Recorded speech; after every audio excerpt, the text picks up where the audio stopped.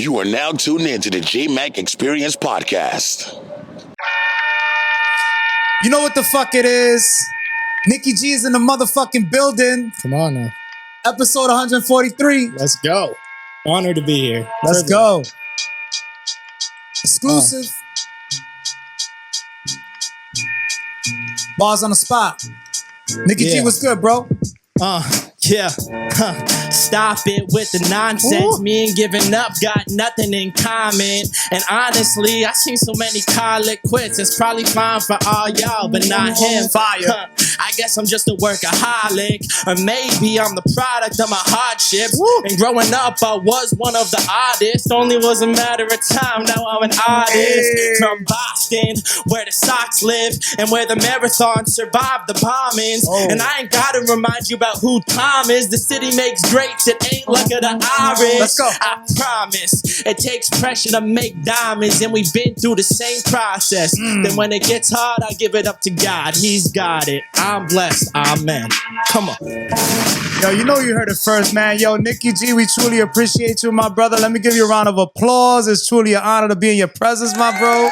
Yo, that shit was lit, bro. Thank you, my bro. Unreleased right there. You haven't dropped that yet, right? What'd you say? You haven't dropped that verse yet, right? No. That's exclusive. I like it. That's what we like. We like the exclusives, you know what I mean? Yes, sir. Yo, how's everything been going for you? I know you've had a crazy run over the last few months, right? To say the least, I've been incredibly blessed. Yeah. Had the big Drake May song. Dropped an album, been selling merchandise, a lot of like firsts for me. So I'm just blessed by all the support and the love that I've gotten, for real. Big facts, yo. Episode 143, the Jmack Experience Podcast. We got Nicky G in the building. We're going to get into the intro real quick and we'll be right back.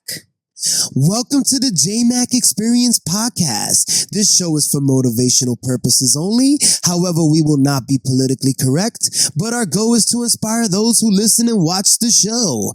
Thanks for tuning in. Please be sure to follow us at the Jmack Experience Podcast and email us if you would like to be a guest on our platform at the Jmack Experience Podcast at gmail.com. Peace. Once again, man, I got to give you another round of applause. We got to give you your flowers, bro. Real talk. I'm super ecstatic right now. You know what I mean? But before we speak about like all your achievements that you've been doing now, right? I want to start basically from the very beginning. So for those out there who are not familiar with who you are, what's your name and where are you from? I'm Nicky G. I'm from Bellingham, Mass, right next to Woonsocket, Rhode Island. So I'm like borderline of Rhode Island native, you know, very close. So you like literally our neighbor. Yeah. I'm like walking distance from the state line. So I'm pretty much Rhode Island. I'm like right on the border. I grew up there, born and raised. I'm 25 years old. I've been doing this rap and hip hop shit since I was like 9 years old. So. Before I get to that, what was life like, you know, because usually when people are from like Mass or Rhode Island in general, they're from like Pawtucket or Providence or CF or like, you know, Boston, you know, what was it like growing up out there, more or less, you know? Yeah, I mean, Bellingham's a nice town, you know. I grew up like, you know, lower middle class, I'd say. Safe town, decent school system, you know. I'm a very privileged kid, like I have to admit. I mean, I got the privileged complexion, as to say, you know, if we're not going to keep it politically correct. I recognize my privileges. And so, you know, I definitely grew up in a good place. There could have been much worse places. Both parents, both raised me. They were both there the whole time. Love my parents. So grateful for them. That's a good thing, though. There's nothing to be ashamed about. No, you know what I mean? And for me to recognize it, you know, it's a big part of the way I live my life today. Like a lot of people know my story. I'm a member of recovery. You know, I've had my own struggles with my upbringing and stuff. I had some birth defects I was born with, so a lot of surgeries growing up and whatnot. Oh, then thank you, man. But it's important for me to like not play victim in my day life today, and kind of change what I can and accept what I can't, you know? So you said that, yo, this is crazy because people go through their own struggles, right? And just because you grew up more or less a little bit more fortunate than others, you know, having both of your parents, better neighborhood, better schools, but like you say you were born with like birth defects, right? What exactly happened with that, like, you know, early on? Because we're a motivational platform, so we want to get the whole story. Hell yeah. I was actually born with my feet backwards. Oh, so, shit. Yeah, growing up, had a lot of surgeries, was on a lot of like painkillers from an early age, you know, had the Forrest Gump braces on walking around school and stuff. But I never let it stop me. You know, I ran road races, I played sports and stuff. But there was definitely, I had a deep feeling of like never feeling like I was one of my classmates. Like I was always kind of just on the outside looking in. Yeah. And so, I mean, that's a big reason I got into music, is I was like, yo, I want respect. I want like to be accepted. And stuff like that. So what got you more or less? Because like for me, you know, I told you before we started, I started with music, and like, you know, it was like my cousin, friends from my blog. Who put you on to hip hop more or less early on? Couple people. My cousin Tim. Yeah, it's always the cousin, right? Yeah. It's always like the cool cousin you look up to, you know. But he actually, so I had grown up listening to Eminem, you know, and like I think Recovery dropped in 08 or 09. One of my favorite albums, by the way. Incredible album. Yeah. Especially if you come from that, because I had my problems with addiction too, and I could relate to a lot of Eminem. One of my favorites, so that's dope. Totally, dude. Yeah. So you heard the Recovery album? Heard that growing up. Not Afraid was huge and stuff, and it was kind of just in the background. And then my cousin actually put me onto Hobson, and you know, Hobson's fire. He is fire. You know, I've come to appreciate some rappers more than him, but the stuff he was doing at that time for me, like it just connected, and I was like, yo, this is an art form. There's a message behind this. There's cleverness behind the lyrics. I started to understand what a bar was, what a double entendre was, rhyme schemes, and all these things. And that I was just infatuated with it. You know, I kept digging in. I got into the classics in the 90s, the Nas's, the Hoves, the Tupacs, the Biggies, and then Big L. So you did your homework more or less, you know? Most definitely. It was when it wasn't even like work. It was just like, I love this and I want to like hear it all. You know? Just I like it. So now, you know what I like about it, because you started with, you know, nowadays it's like so much like commercial rap and TikTok anthems, and like, it's like they don't hear the real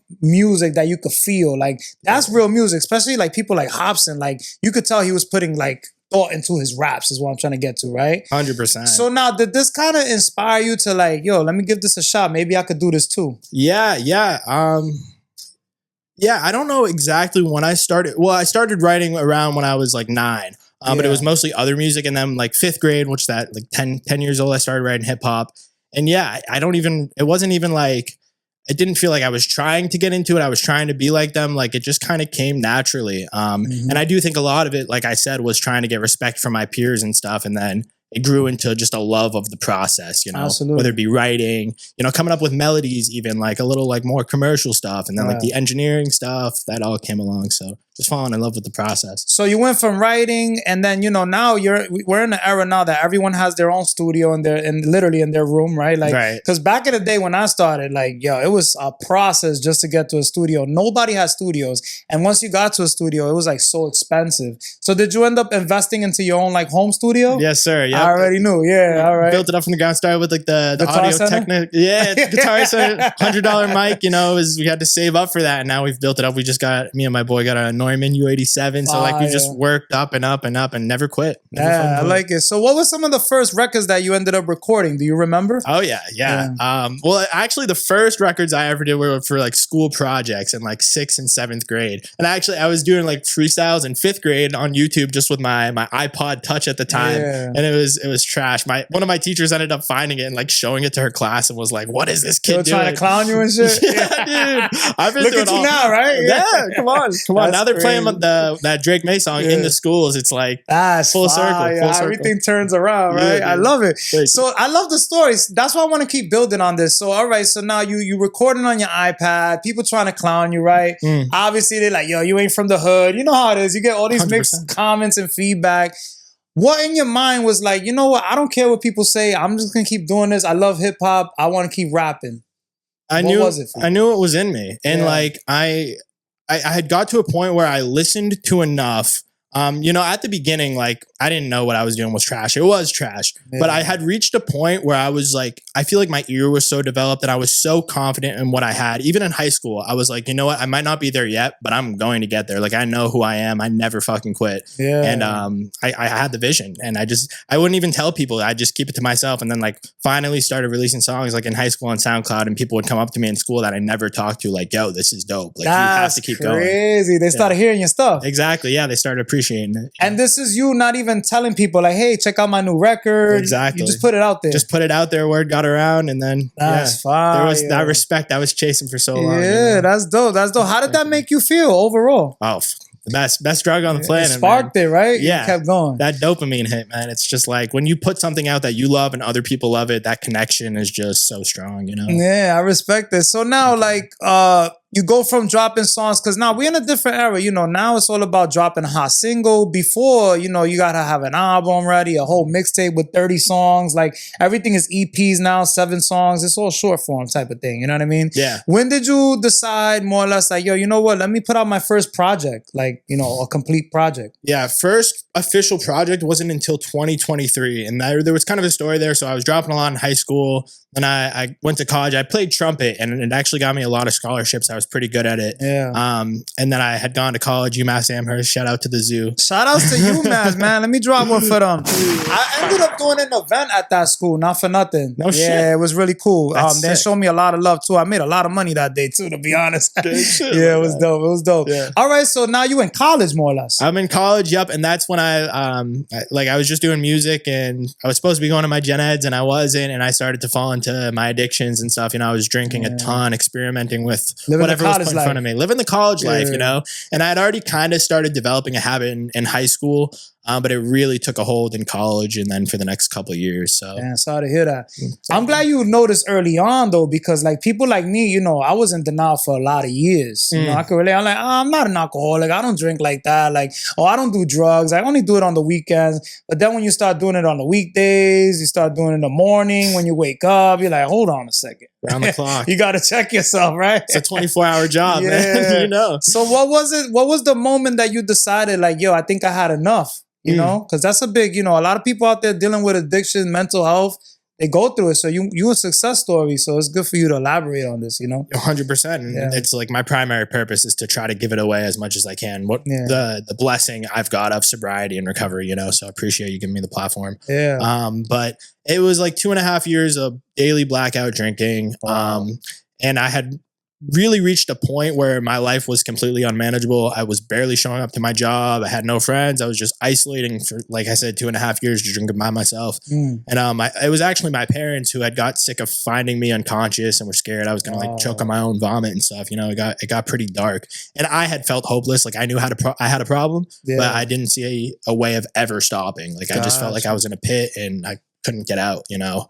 But they had eventually called the EMTs on me one night when I was in a blackout. Woke up in the hospital, wanted to come home. They said, you got to go to treatment. You're not coming home. Wow. I was like, nah, I'm not going to do it. And then I had this experience in the hospital.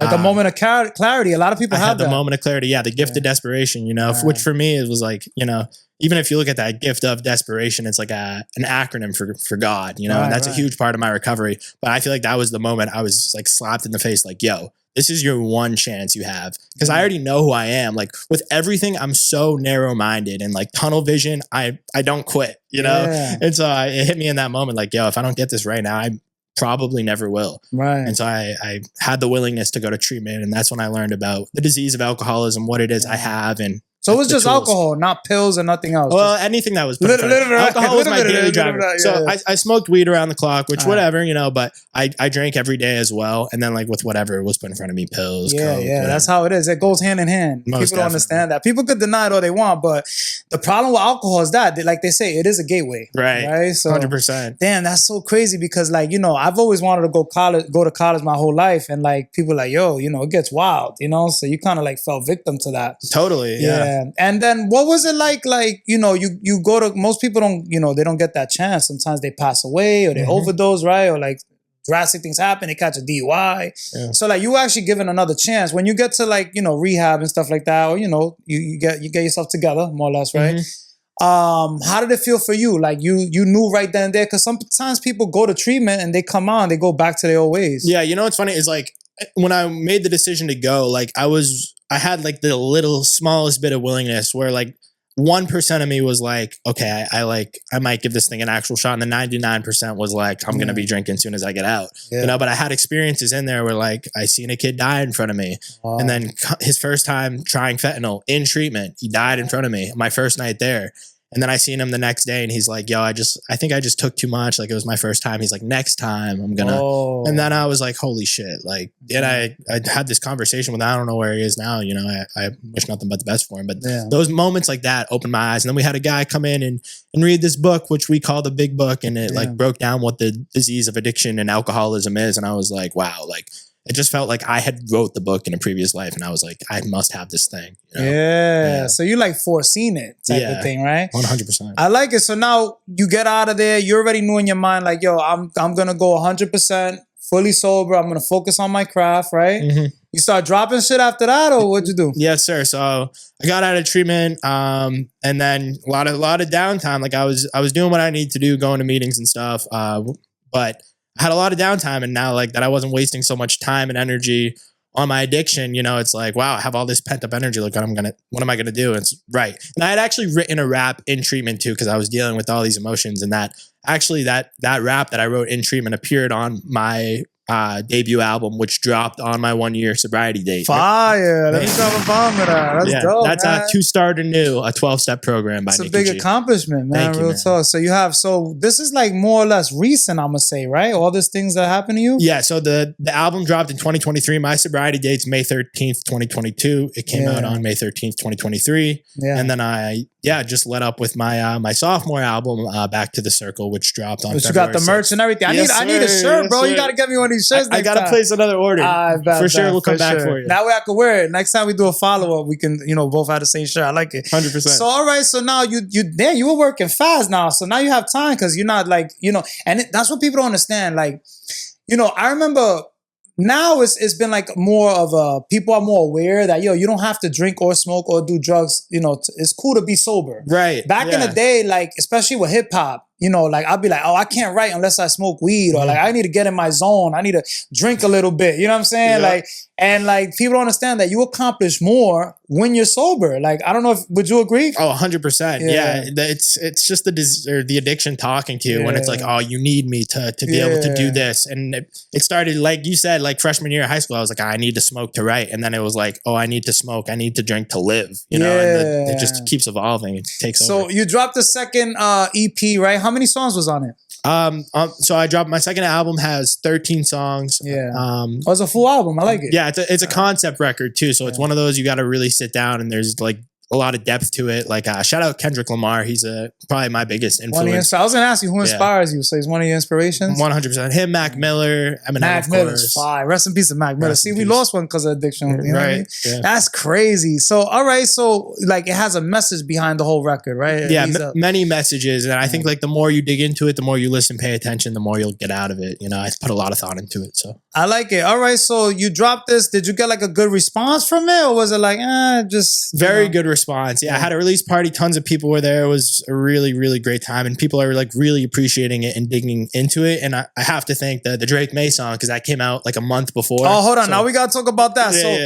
The Drake May song. Oh, it came out before the second release. Yeah. All right, cool. Divine timing, because all the promotion from that. Hand in hand. Exactly. That must be God right there. I believe in that. I'm a big believer, right? So 100%. like you change your life and now you get this blessing.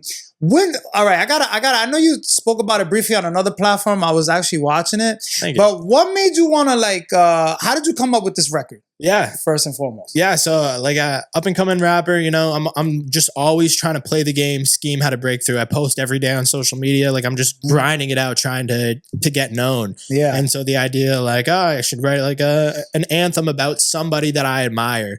And I was like, who am I going to write about? Oh my God, Drake May. Like we're about to be in the playoffs. He's such a humble guy. I respect him. He was playing out of his mind that season. Yeah. And so I wrote it at work in like an hour, just used his nickname, the Drake May. And then I just took the flow of the way people say that. Drake May is Drake May. That's crazy, found the beat. bro.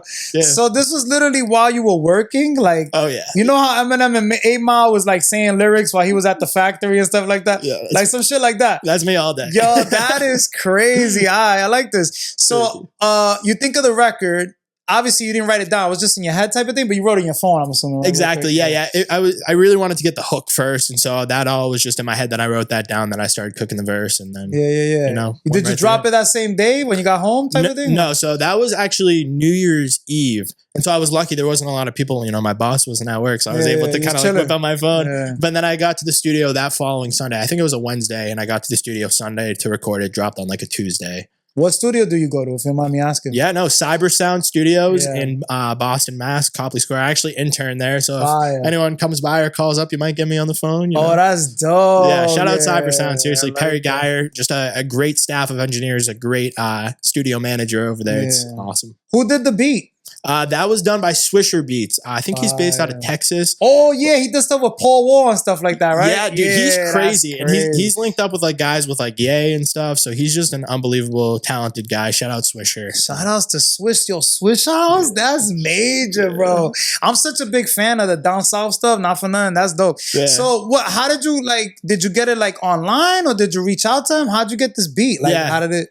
I found it on BeatStars. On BeatStars. I was just, as soon as the idea of the Drake May, I was like, I got to find the beat. And then I was like, I want it to be around this BPM. I kind of knew the key I was singing it into. Like, thank God I have like music training because I could like identify and like find the specific beat. And then Swishers came up. I was like, this is crazy. DM'd him and I wanted to buy it outright, which I did. I had to borrow some money from my sister. It was a lot, right? Yeah. It was like $500, which is actually a good deal for an exclusive beat. Like sometimes it can run like 2K. Oh, yeah. Even more. Right. Depending on the producer. Exactly. Yeah. There's beats that go for like $100,000. People don't understand. Like Timberland beats and shit like that. It's just outrageous, right? Yeah. So, all right. So you get the beat, you do the record. How did you go about posting? Is like, how did this whole moment? We gotta talk about this whole process. So you dropped the record. Did you have like a strategic way that you were gonna release it? Like, how did you go about before it hit viral? Like, how did you figure this out? Yeah, that's a great question. Like I said, I've been in the content game for a little bit, so I was like, the only way people are gonna hear this is if I promote it. Yeah. And I kind of, while I was writing it, I like had highlights in my head, so I was like, oh, it's just got to be the highlights. Focus on the highlights. Don't focus on the song, and people will just come to the song naturally. And so that's what I kept posting, kept every day. I like followed like Drake May memes and stuff, and like would recreate them and stuff. Come up with these like viral hooks to get people into it, and then it kind of just took off on its own. Like by the second day I had like 1,000 streams. I was like, oh shit. And then the next day, like 2,000 and 5,000. And I had like a 10K stream day. I was like, this is ridiculous. So it didn't go like right away. It took a little bit of, more or less, it took a little bit of time. Yeah. Because like it wasn't instantly. It wasn't. Right? No, yeah. But it wasn't like the first day. Exactly. Yeah. But every day I just kept posting it, kept getting recognized. And then I had people reaching out to me, smaller radio shows, then bigger people all the way up to freaking NBC. It's like ridiculous. Yo, when they reached out to you, right? Like, did you think like maybe like, yo, is this a prank or something? Like, is this for real? Like, did you have that moment?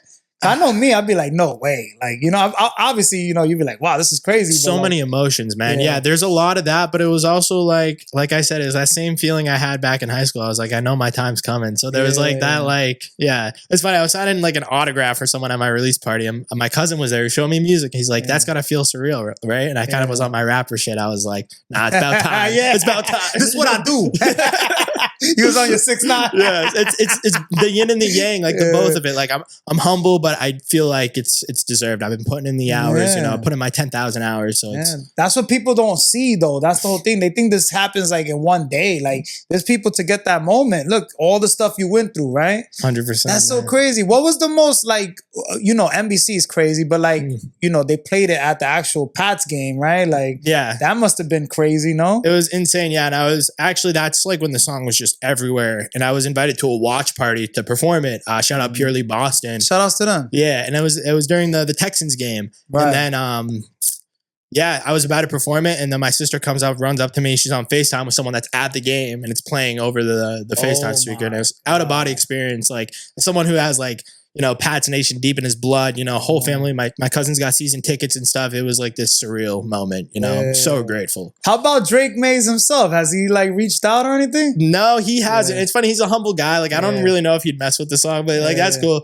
He was like at the game when they played it, obviously. Cool. My cousins like flipped the camera to him and he's just like on the iPad, like looking at plays. Like he was just so locked focused. in. Yeah. His wife saw it though. She reposted and liked it and stuff. So that was pretty cool. That's fine that because not for nothing, they're trying to compare him right now to Tom Brady. You think he might be the next one? So I mean, it's so early to say. Tough. I think there's a lot of like Boston sports energy is very like fanatical and crazy. Like everything is like life or death, and like he was having an unbelievable season. Right. And people were like, oh, he might be the next Tom Brady. And I think it's fun in games, but like we got to give that time. I mean, what Tom did for us is just you can't even compare. Like I don't even compare like Michael Jordan because like 20 years of dominance, like it's ridiculous. It's insane. Never gonna be done again, probably. That's amazing. But shout out Drake May. He's unbelievable. Yeah, and he does a lot of give backs too. Like he came out here, I think he was giving sneakers to the kids and stuff like that. So that's a beautiful thing. How did you feel with the Super Bowl? We gotta talk about all this with the final. I know you was at Medici. Shout outs to my people over there. Shout outs to Susie. What was that like? I know you did a pie. My bad, I had to work that day. I was supposed to be there, to be honest. Yeah, next time, I'll definitely be there. But you know, when you did that performance while the Super Bowl was going, like, what was that moment like for you? It was insane again, you know, another surreal moment. It was tough because we were down, so I felt like I had to like rally the crowd a little bit. Pick it up. Yeah, but everyone got really involved. It's funny, there were a couple old heads there that when I got up, they were kind of like this. And by the end of it, they're like, okay, it's pretty good. Yeah. I like it, sport. I love it. Now, so did you expect this record to blow up the way it did, or not at all? Or you had the belief somewhere like this got to go somewhere because the way it's put together. I mean, it's like you're doing the highlights of Drake May. He's hot at the time. Like you had your strategy, right? You kind of seen it. I had a really good feeling, and like.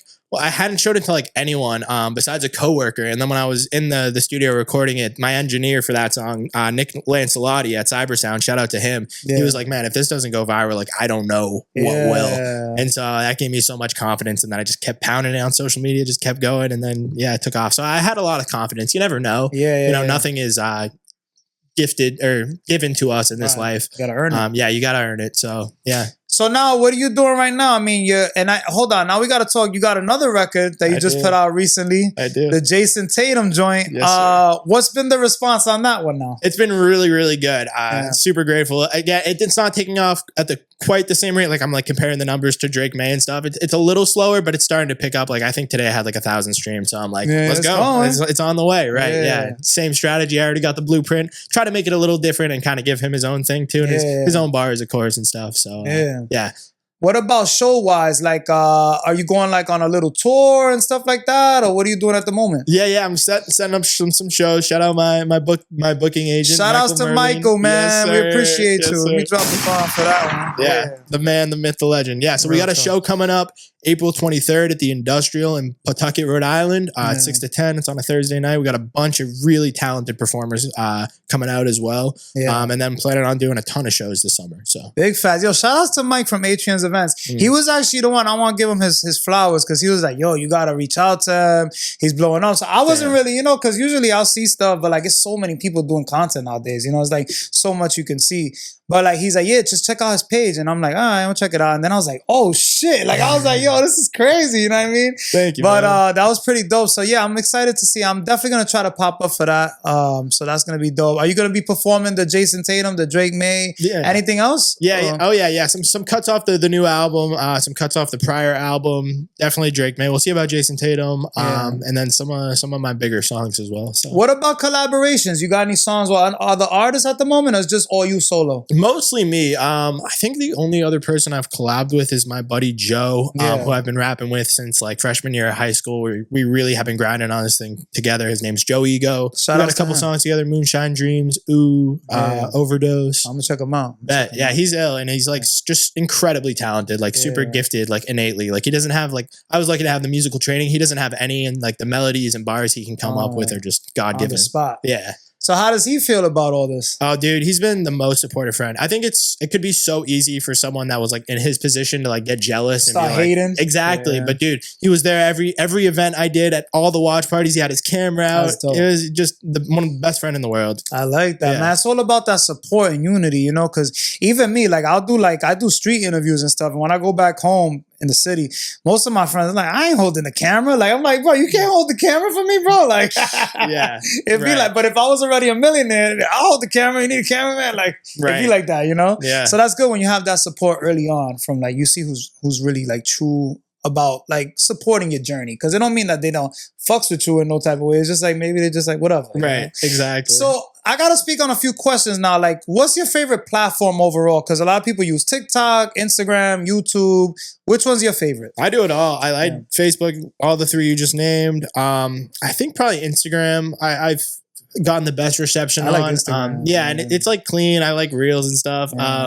But yeah, I mean, it's kind of all the same. Like I mean, like for enjoyment, probably Instagram, but for like posting, it's all kind of the same to me. TikTok, you think? Try to post it everywhere. TikTok's good for music. I think they had like for the Drake May song, they had the most people like reuse it because it's like right there in the corner. You can see the picture and then they click it, use the sound and stuff. So I think that's probably the best for like spreading a song, but they're all great. I've gotten great reception on all of them. Shout out all my followers. Word, shout out to all your followers. What's something about going viral that people don't understand? Like, what do you feel? Yeah, it's people. I feel like people, and what I thought was it was just going to feel amazing. I was like never going to be sad again. What I think actually happens is everything's just more extreme. Yeah. So like normal life, I'm kind of just like in the middle, and I try to stay like even keel as much as I can. But when you have something like that happen to you, it's just like the highs get higher, the lows get lower. Yeah. You know. And I remember after we lost the Super Bowl, I was like, fuck. What am I gonna do? Like I need to get something, and it's like something I had to watch over and like make sure I was looking at myself and moving correctly, you know. But yeah, it's just more extreme everything. But again, super grateful for it. It could consume you too. That's another thing. Yeah, it was very overwhelming, and like here I am, like I've maybe the most comments I ever got on like a clip was like 30 comments or something, and now I'm getting like thousands of comments. I'm like, I gotta respond to everyone, and my boy's like, chill, dude, like you don't have to. It's all good. That's crazy, bro. I like it. You think going viral, or we did kind of speak about this earlier, but you know, these are a few questions that I wanted to ask. You think sometimes it's really luck or like just skill on how you like strategize it? Yeah, that's a great question. You know, dude, like not to get really philosophical, but I feel blessed by like everything, like just being alive right now. Like I think even like, I don't know, like I got some deep philosophies on life. I feel like I think I have a good work ethic, and I think there was a lot of skill involved, but I think even that to an extent was like a gift. You know what I mean? Like the fact that I'm built this way and have had the people put in my life, like things I never had to do with, like I just see it all as blessings. So like even the skill to me is luck in a way. Yeah. You know, that's just kind of the way I view it. I really feel gifted and lucky, you know. It's like the lotto more or less though, right? Like you can't really say, oh yeah, do this and you'll go viral. Like I feel like there's no real strategy if you think about it. Yeah. Like, you could watch a million YouTube videos. I've done it. And then I do the same shit that it's saying and nothing happens. Right. So, like, so much of it is the timing. It's like the fact that I like had that idea like right then and put the song out that day at that hour. You know, it's all these like little details that I really had no control over. I think it was just a blessing. I like, you know, I'm trying to get the code from you. That's actually what I'm doing right now. I'm trying to, you know, you got to put me on and my followers. So now, what about like people that hate in the comments? Because, you know, you're always going to get that when you start hitting a certain level of, you know, viral and like, you know, you start popping and you get success. How do you deal with that, like negativity overall? Yeah. You know? Yeah. I mean, and some days it does get to me.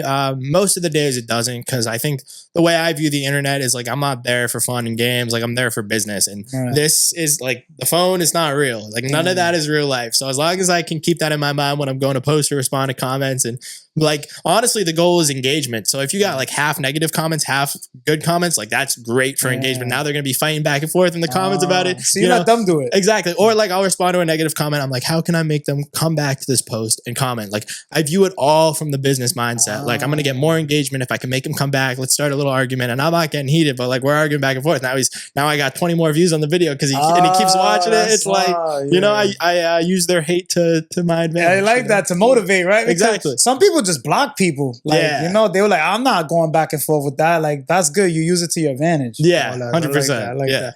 Now, what about like music videos? You got any mic drops coming up? Like, what do you got out as far as visuals besides like the stuff you've been doing on social media? Yeah. The short form content, like you just said, I post every day. I got 2 music videos out. I would love to shoot another one. They're just kind of expensive, and like I'm trying to budget things again. Like struggling artists, I'm just trying to get on. And I feel like we're in a day and age where like the music video, it's like not as important as it used to be. Sadly, because everyone's on Instagram, everyone's looking at their phone like this, not like this. You know, so just really posting the content. Would love to get more music videos. Hey, if any directors out there want to shoot a cheap one, let me know. Let's go. Or like I'm gonna put you on my cousin. He does mic. You've done mic drops. You know how people just like rapping in front of the mic. You've done stuff like that already. On my own, but like not with anyone else. Would love to collaborate. Yeah, yo, shout outs to my man's Nicky G over here. All right, we're gonna get you some mic drops. We gotta get you on some platforms. Hell yeah, I like that. Now I gotta ask this question. I know you said Eminem, you know, was one of your. He inspired you, but like, who's like your top 5?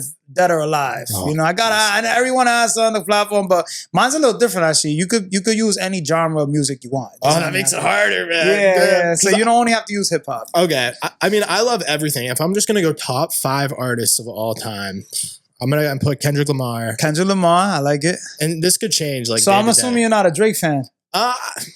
Not really. But like, I love his old stuff. Like, I love Take Care. If you're reading this, it's too late. He got some joints. I mean, dude, he's an incredible artist, and I've really come to appreciate like pop music in the past couple years working at the studio. Like, there's an art to writing catchy stuff. Absolutely. So he's a goat. I can't deny it. I'm not like a fan per se, but like I respect him so much. You like real lyrics. I respect it though. That's dope. Man. So Kendrick Lamar will go.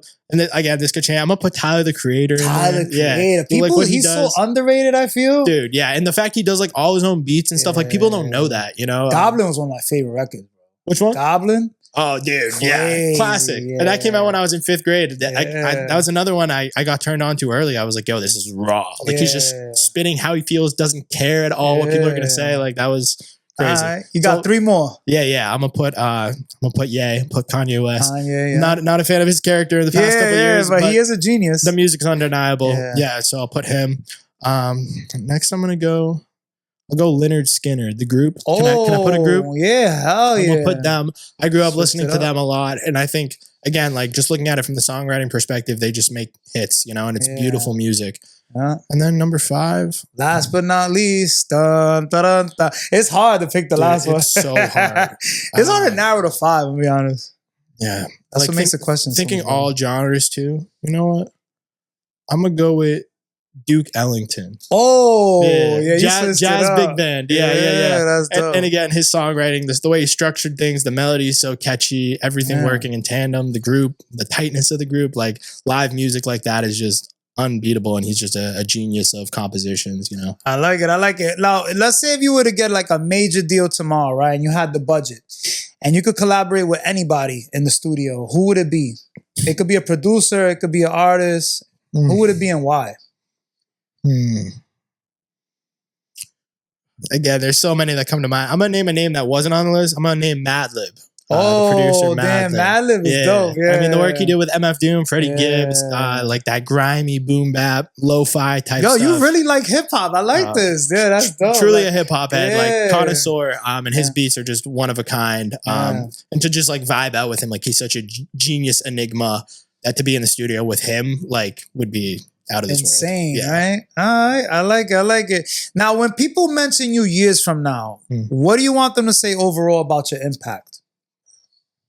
Dude, you have so many fucking good questions. I had to come with it, man. Like this is, you never know. You might get super famous tomorrow. We gotta make sure we make this, Yeah, I think what I'd want people to say, like the number one thing is that he helped people, that he was a selfless guy. He spread the messages through his music and helped people that needed it.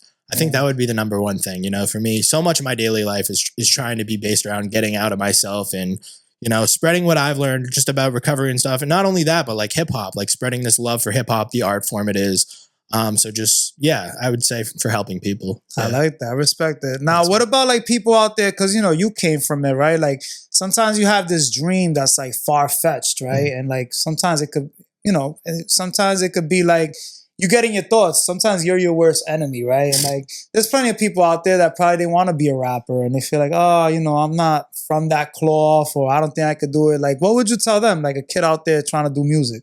Don't quit. And what's funny is like, for me, like I never had to think about not quitting because it was just this love that I had. And I don't even know where it came from. Like, and it just evolved. It just keeps getting more and more. I feel like I've still only scratched the surface.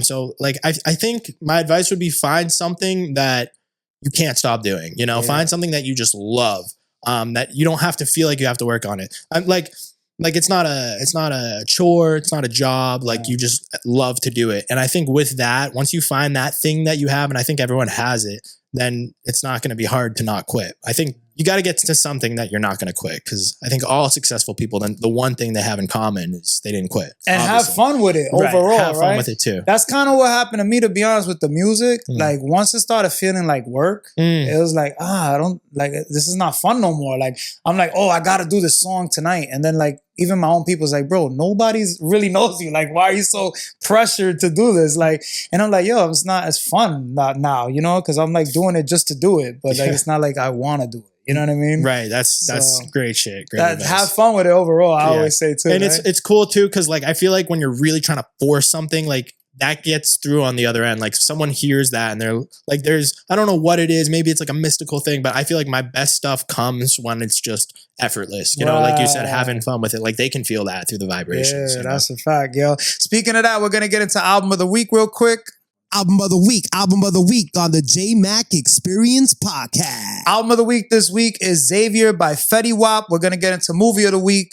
Movie of the week on the Jmack Experience Podcast. Movie of the week this week is They Will Kill You. It's in theaters this Friday. Are you into movies as well? Oh, I love movies. All the classics. Yeah. The Godfather. I was just watching part 2 again for like the 100th time. So you like the mafia movies and stuff like that? Yeah, a lot of classic Goodfellas. Not all mafia, like Shawshank Redemption. You know, stuff like that. I like it. So good movies. Yeah, classics. Yeah, big facts. So I got a few more questions before we wrap up. This has been an amazing interview. What's next for Nicky G, man? Anything else that you want to promote that I might have skipped over or I might have missed? Yeah, no, I think you did a great job. Appreciate you. Yeah, follow me on socials at Nicky G _37. Nice. Already working on a new project. I don't know how long that'll be. Right now, I think I'm just like focused on singles and again, just breaking through. But I always have a concept or something really artful in the bag. So stay tuned for that. I got another single coming May 1st. Can we get an exclusive? What's it called? We gotta I'll give you a hint. It's coming May 1st. Oh, okay. A little riddle for you. I'm gonna try to figure this out now. Okay. I'll tell you after the pod. All right, cool. So I get the exclusive. We just can't put it on. Okay, gotcha. What about, you said the merch? You working on the merch now? And stuff? Yeah. I got this merch. I'm about to order a bunch more for the album. There's some writing on the back too. How can people get it? Just hit me up on Instagram and stuff. This merch I mainly have in person for now, but I do have an Etsy too with other merch. I got a Drake May shirt. Nice. I'm also got a Jason Tatum shirt on there, and I think I'll put this stuff up on there too. So that's on my socials. Just click on the link in my bio, and you can go to it. Cool. We'll put the link as you speak about it. Thank you. How about like you've been getting booked for like events and stuff like that, like. People reach out to you or your manager? How does that work? Yeah, a lot of stuff happens through my wonderful manager. And then now since the Jason Tatum song's coming out, some people are hitting me up about potential watch parties and stuff. So probably gonna get involved in some more of those. And then me and my manager and some local acts will set up some more shows this summer. Might just throw them in the backyard, screw it. Speaking of the Celtics, how you feeling this season? What do you think's gonna happen? You think they're gonna do it? I'm feeling really good. Like the first couple games JT came back, I was like, yo, like we might have the East. And now he still has to settle a little bit. So I still think we're the ones to beat in the East. The West is really scary. The Spurs, OKC.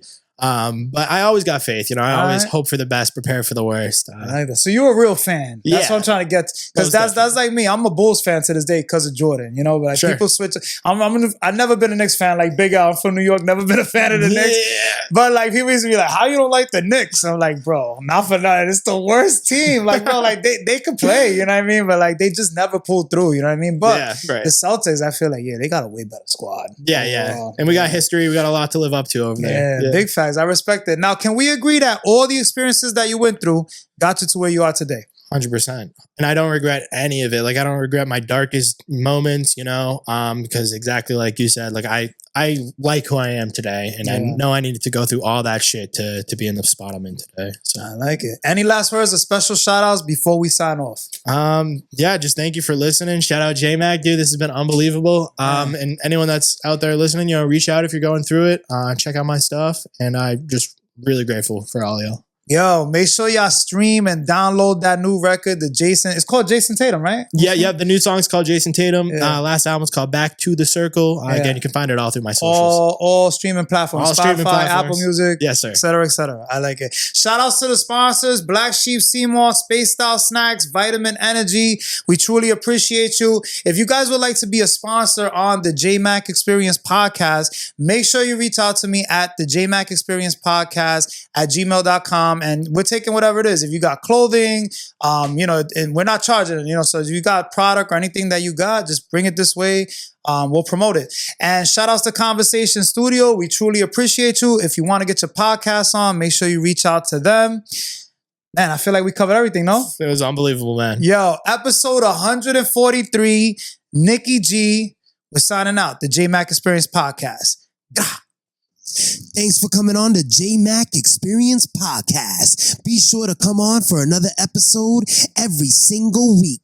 Until next time, peace. What's good, everybody? It's your boy Jmack from the Jmack Experience Podcast. I want to shout out our newest sponsor, Billo RI. Make sure y'all tap in with Billo RI, man. The best pre-rolls in New England, period. And the owner of this company is actually a master roller. So you already know these pre-rolls come out exquisite. And shout outs to Bonsai Buds, man. Been rocking with me for a little bit.